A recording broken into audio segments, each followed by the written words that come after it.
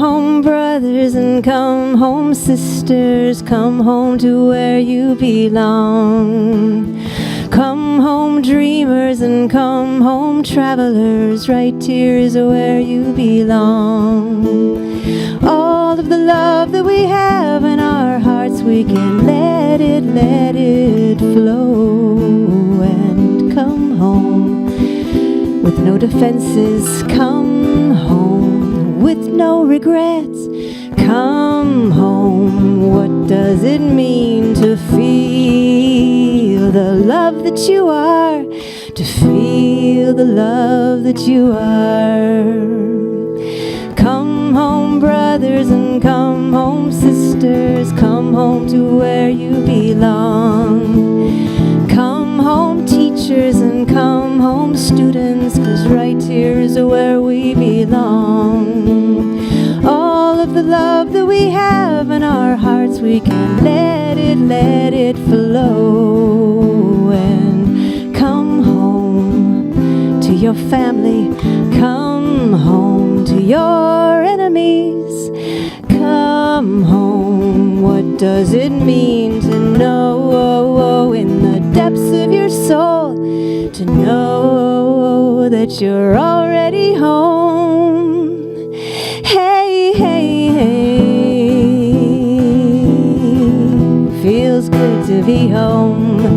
Hey, hey, come on, feels so good to be home. So today's topic is understanding our interdependence. Now, as I was getting ready for this talk, started to think about what exactly is interdependence, what is dependence, what is codependence, and I said, these are really heavy, heavy topics. So before I got into some of this depth, I found this adorable little one-liner joke that I'm going to share with you all. It's about these two monks in a meditation retreat. They'd been solid meditating for 3 days. One of them starts to kind of come a little bit more into awareness and looks around and sees his buddy is also coming into a little bit more awareness. And he leans over. Are you not thinking what I'm not thinking? That's what meditation is all about, isn't it? Not thinking. Not thinking. And it comes into the play of interdependence because we are all dependent on others in our lives. But it's the independent part of that because we are also independent thinkers. So when you bring those two thoughts together, I am an independent thinker and I am dependent upon the human race for my survival. I bring them together in health and in love as interdependence. Not to be confused with codependence, which we're going to get to. Interdependence is about understanding the relationship between me as an individual person and the divine power in the universe. The one mind, the one source. We know that we're all one. And yet we're all different. So how does that work? How can I be one and be different? Are you not thinking what I am not thinking? And the answer is that we are individualized expressions of the one mind. Each and every one of us is the hands and feet of God. That what we do in this life is an expression of our deeper beliefs. Our founder, Ernest Holmes, likens this to a geyser field, like what we have up in Sonoma County. It's one body of water underneath the entire earth, and yet there's multiple sprays, multiple geysers coming up at different times, different levels, different heights. On page 23 of Living the Science of Mind, Ernest Holmes writes, each of us is a fountain of life. there is a God pressure back of each of us, a life force seeking an outlet through our cell phones, through our thoughts, through our ideas. I'll just blend it all in there, you know. It was some nice music. It wasn't something that I go, So we all blend in our lives. So this life force, this God pressure back of each of us is seeking an outlet through our thoughts and through our acts. There are many fountains, many individuals, but only one God pressure back of all. Interdependence with dependence on that one source that is behind everything. So what is interdependence? Does it mean that I'm independent of the one mind? Of course not. Of course not. You can't be separate from yourself. This divine essence is ours. No matter what we understand and believe, it's there. Some of us have a heightened understanding, some of us don't. You cannot be separate from that which is a part of you, no matter how strong that belief is. It's like a wave that is not part of the ocean. An ocean that's not part of the wave. Ernest Holmes' In Science of Mind textbook, page 338, there is more to us than we realize. Each person is an eternal destiny, a forever expanding principle of conscious intelligence, the ocean in the drop of water, the sun in each individual ray. Each of us, the real self, is birthless, changeless, and God as us, in us, is us. God as us, in us, is us. The highest God and the innermost God is one and the same. Interdependence. Highest God and innermost God is the same in me. I am part of that which is greater than I am. I am an individualized expression of one mind. And I'm sure that many of you have heard that phrase, as us, in us, is us. As me, in me, is me. Let's make it personal. That's when things really start to go deep. This is what's known as the levels of consciousness. And it actually started in that phrase with the awareness of consciousness. But you know, many of us aren't. Many of us just don't know. And it's not that there's a different set of rules for some of us versus others of us.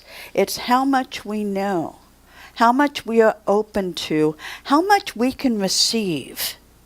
So when you start with that lack of any knowledge, instead of the in me, we start with to me. To me.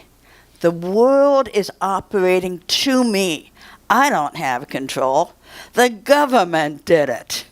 My unsupportive spouse made it happen.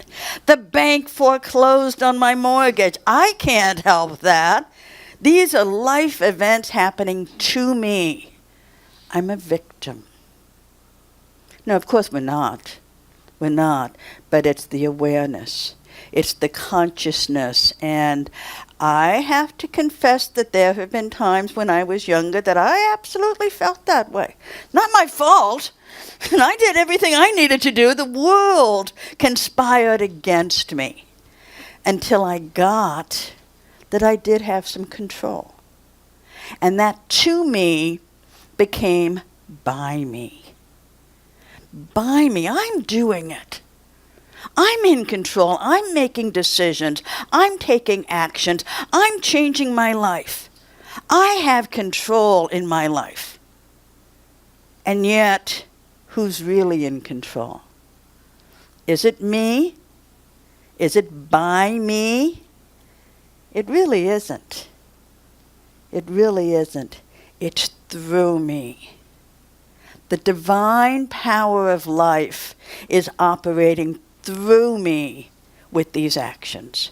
And this is my conscious awareness of something bigger than myself. I am the hands and feet of the divine. Say that with me. I am the hands and feet of the divine. God is working through me to achieve everything in this world. Wow, that feels good. Wow, that feels good. That's the third level of consciousness. But wait, there's more. The fourth level is me. God is me. I am divine. All the ability that exists in every single prophet that we have ever heard of exists inside me. I am divine. I am spirit. To me, by me, through me, is me, as me. It's synonymous. Some say is, some say as. That's some powerful stuff. And that's what we're all about. That's what the teachings of Ernest Holmes is all about.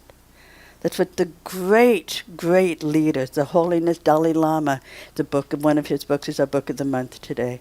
And he is all about the oneness of life.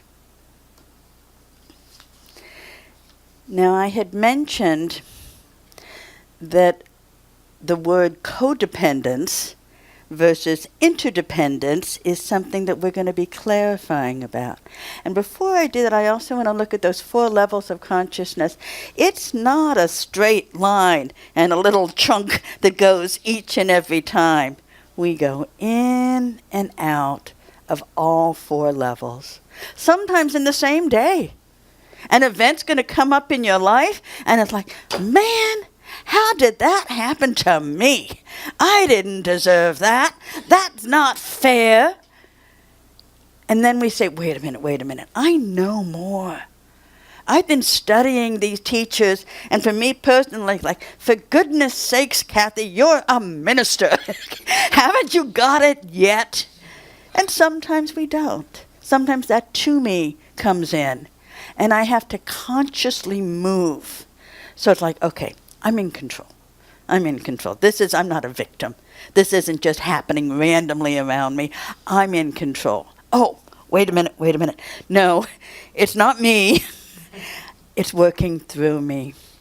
I know this divine power is behind everything that I do. Well, wait a minute. It's not really behind everything. Okay, I got it. I am divine. I've got the power. I can use my words, my actions, my entire consciousness to make a difference in this world. That's going through those entire 4 levels with one event that might come up in your life. So I invite you to think about that. Because what often happens is when we're caught up in whatever issue comes in, we tend to resort to old behaviors. One of those old behaviors that I personally still have, sometimes it comes up, we all have these moments, is not feeling good enough. Not feeling complete. Feeling like I'm a half a person. And you know, in relationships, we often go out trying to find that romantic person that will complete our circle, right? I'm a 50% person, and I'm pretty good over on this half, but I'm not quite whole, and I want someone over here who is 50% whole, and they're going to join me, and then I'm going to be complete. Well, maybe that's why we have divorce rate that is 50%. It doesn't work that way, does it? It doesn't work that way. I want to be that whole, complete person, and I want someone else to be a whole and complete person, and we come together. And we have our independence on either side, and we have our interdependence on the inside, connecting us. And when that connection comes from the spiritual connection, you've got a match made in heaven. Is a match. You is that I match. is a match. And each of us at our own level of consciousness is whole, perfect, and complete. That is the interdependence, not the codependence. The codependence says, I'm only happy when you're happy. Your happiness completes me, Bobby. Thank you for being happy so I feel fulfilled. How happy am I? Not in my center. Not in my center. The center says, I am happy because I am whole, perfect, and complete. I love myself as much as I love you. As much as I love this adorable man sitting in the front row. For those who don't know, that's my husband. Just in case you wondered. Oh, him! Not the boyfriend on the right side, it's the husband on the left side. Whole, perfect, and complete. And since we have Valentine's Day has just recently passed, we're going to have a ceremony of love about loving ourselves. So you see this beautiful rose. Does everybody get a rose? John Kirk did not get a rose. Could somebody give our beloved father of the founder, he's the FOF, the father of the founder.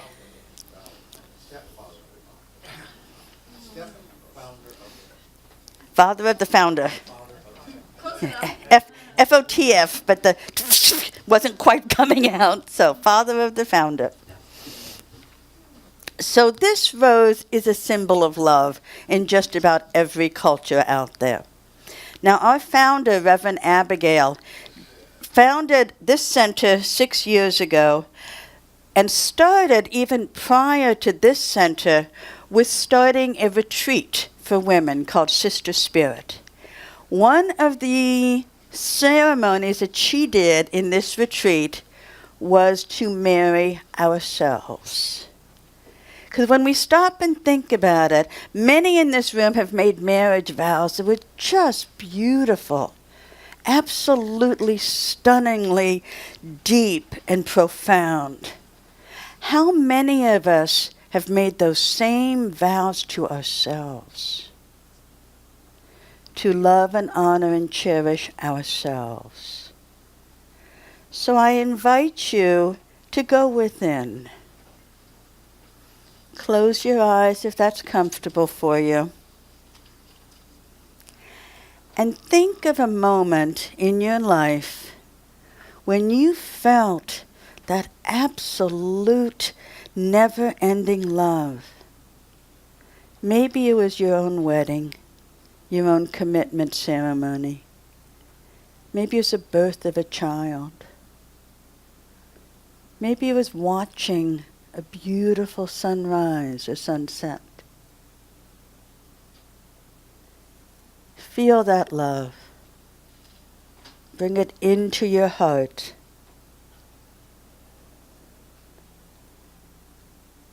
Know that that love is your own ability to love your divine self. You are magnificent. You are cherished.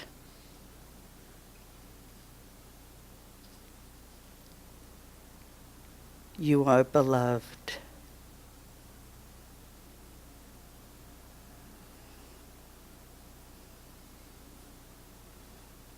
I invite you now to bring your consciousness back into this room. And when you're ready, stand and place the rose on your third eye. This is the chakra of clarity. This is when we know who we really are. And we're going to make marriage vows to our divine self. Please repeat after me. I vow to love and honor myself. I vow to love and honor myself. In sickness and in health. In sickness and in health. In richness. In richness. And in perceived limitations. And in perceived limitations. I vow to accept those things within me I vow to accept those things within me that make me that make me a unique expression of the divine. a unique expression of the divine. I believe in me. I believe in me. I love me. I love me. By the power vested in me by Holmes Institute and CSL centers, I now pronounce you married to your higher self. Everyone give yourselves a hug. You may be seated. Let us pray. Don't you feel loved? Don't you feel that your higher self is who you really are? Yeah. You can say these vows anytime you're feeling down. Remember who you are. Take a deep breath with me.